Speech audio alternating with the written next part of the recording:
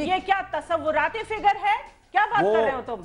अच्छा चले मोहतरमा फौजिया वहाब साहबा, किसान को और जिम्मेदार को कुछ नहीं मिला उसके ऊपर। मुझे 1 मिनट दीजिए, मैं अभी फौजिया बीबी कह रही थी एक्सपोर्ट में इजाफा हुआ। देखिए इन न्यूमेरिकल टर्म्स अगर कुछ बढ़ गई है फिगर, पर आप ये भी देखें ना कि जो ट्रेड का गैप है, डेफिसिट है, वो बड़ा है, कम नहीं हुआ। अगर कुछ एक्सपोर्ट बढ़ी है तो इंपोर्ट उससे ज्यादा बढ़ी है।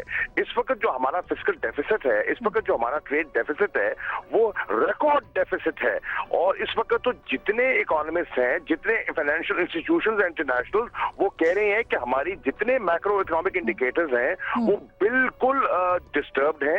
अच्छा ये बताइए शाह महमूद साहब, एक बात, दूसरी शाह महमूद साहब, आज आप इख्तियार में आ जाएं, आप इस ट्रेड डेफिसिट को कैसे खत्म करेंगे? आप ऑयल इंपोर्ट को कैसे है ना सब्स्टिट्यूट करेंगे?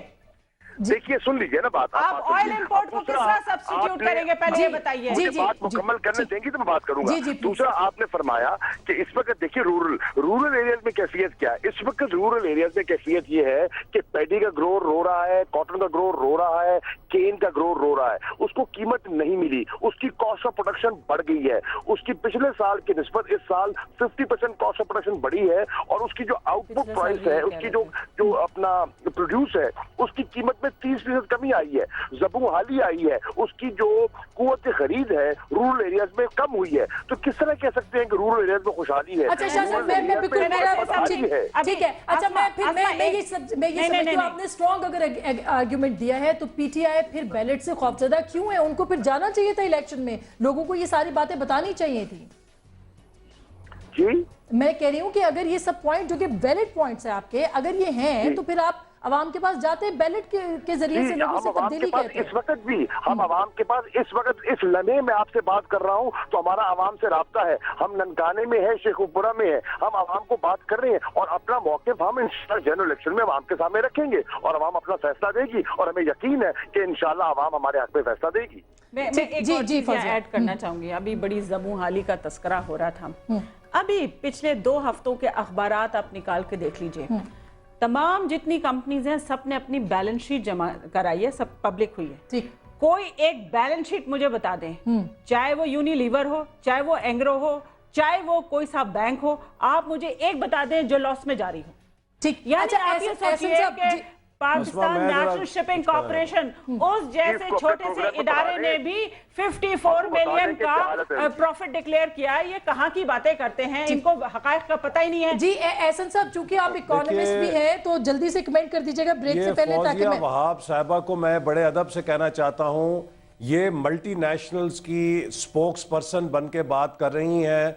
यकीनन मल्टीनेशनल के मुनाफों में इजाफा हुआ होगा, लेकिन इस मुल्क का जो गरीब है, जो मजदूर है, जो किसान है, जो रेडी वाला है, वो गरीब से गरीब तर हुआ है। आप जो पाकिस्तान की एलीट अमीर से अमीर तर हुई है, उसकी इमारत की दलील देकर ये ना बताएं कि 90% लोगों की जिंदगी बेहतर हुई है। 90% लोगों की जिंदगी बदहाल हुई है। बिजली नहीं है, गैस नहीं है, पेट्रोल महंगा है, डीजल महंगा है, बेरोजगारी है, गुर्बत है, रिश्वत है, मिस गवर्नेंस है, रेलवे बंद है, PIA बंद है, स्टील मिल बंद है। तो आपने तो सारी मईशत को, पाकिस्तान के कर्जों का जो पिछले 4 साल का बोझ है वो पिछले 60 साल के मुकाबले में दुगना कर दिया। फौजिया के पास जाऊंगी, इसके जवाब लूंगी। एक छोटी सी ब्रेक लेते हैं, ब्रेक के बाद आएंगे कि तब्दीली किस तरह से आएगी, जिस तरह से अवाम एक्सपेक्ट करते हैं, किसी और तरीके से। एक छोटी सी ब्रेक, मिलते हैं ब्रेक के बाद।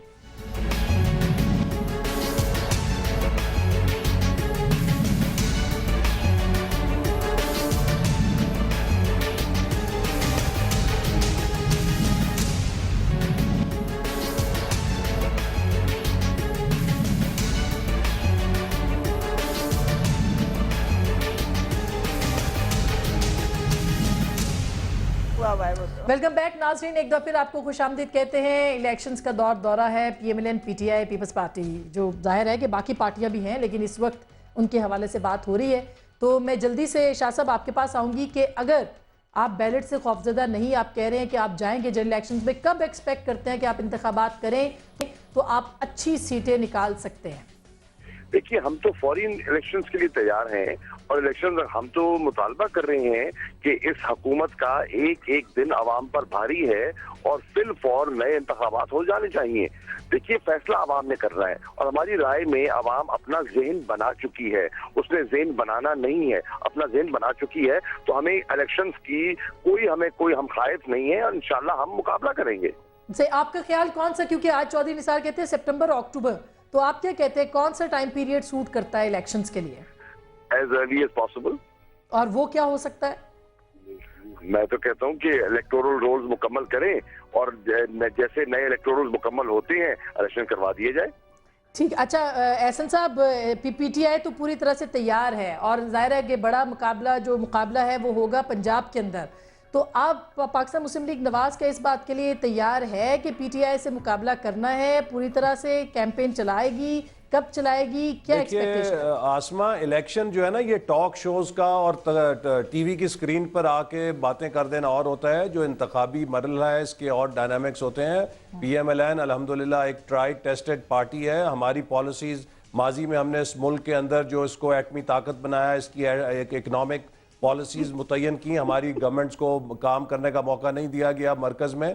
लिहाजा हमारा जो ट्रैक रिकॉर्ड है वो लोगों के सामने है। नवाज शरीफ साहब कि आज वो कुव्वतें आलमी साम्राज्य जो दुश्मन है, जो समझता है कि पाकिस्तान को एटमी कुव्वत नहीं होना चाहिए था, वो उनका रास्ता रोकना चाहता है कि अच्छा अगर वो दोबारा वज़ीर आज़म बन गए। जो आप कह रहे हैं कि इंतखाबी डायनामिक्स है, उसमें पटवारी और थानेदार भी होगा ना? लेने दिया करें ना। जी। आज वो साम्राज्य नहीं चाहता कि वो वजीर आजम जिसने तीसरी दुनिया के अंदर डिफाइंस की थी वो दोबारा कामयाब हो, तो वो मुख्तलिफ साजिशें कर रहा है कि किसी तरह वोट तकसीम करके इनको पीछे रखा जाए। लेकिन पाकिस्तान के अवाम बाशऊर हैं, हम इलेक्शन के लिए हर वक्त तैयार हैं और हमारी कोशिश है कि जल्द से जल्द इलेक्शन हो। जो ही वोटर लिस्ट तैयार होती है उसके बाद हमारा मुतालबा होगा कि इलेक्शन कराए जाए।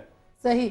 अच्छा ये कोई अच्छा चलिए मैं जैसे साहब नहीं ये जो पूछे ना, ये क्या कह रहे हैं तीसरी दुनिया के वजीर आजम जिन्होंने डिफाइंस की, ये कौन है, किसका तस्करा कर रहे हैं? जी एहसन साहब किसका तस्करा कर रहे हैं? जी मैं नवाज शरीफ साहब का तस्करा कर रहा हूं कि जिन्होंने पाकिस्तान को अमेरिका और पूरी आलमी ताकतों की मुखालफत लेकर एक एटमी ताकत बनाया, जिसकी वजह से हम 99 के बाद दो जंगें जो भारत हम पे मुसल्लत करना चाहता था, उन जंगों से हम बचे। आज पाकिस्तान का दिफा नाकाबिले तस्खीर है। जी एहसन साहब ये बताइए कि वो जो आपने कारगिल का इशू है वो कहाँ सेटल करवाया था? हमने तो कारगिल के इशू पे आज भी कायम है और हम जनरल मुशर्रफ का मुआवजा करेंगे, कमीशन बनाएंगे। और बहुत अच्छा होता कि चार्टर ऑफ डेमोक्रेसी में जो लिखा गया था कि ये कमीशन बनेगा, आपने 4 साल वो कमीशन नहीं बनने दिया क्योंकि आपकी जनरल मुशर्रफ से एनआरओ थी।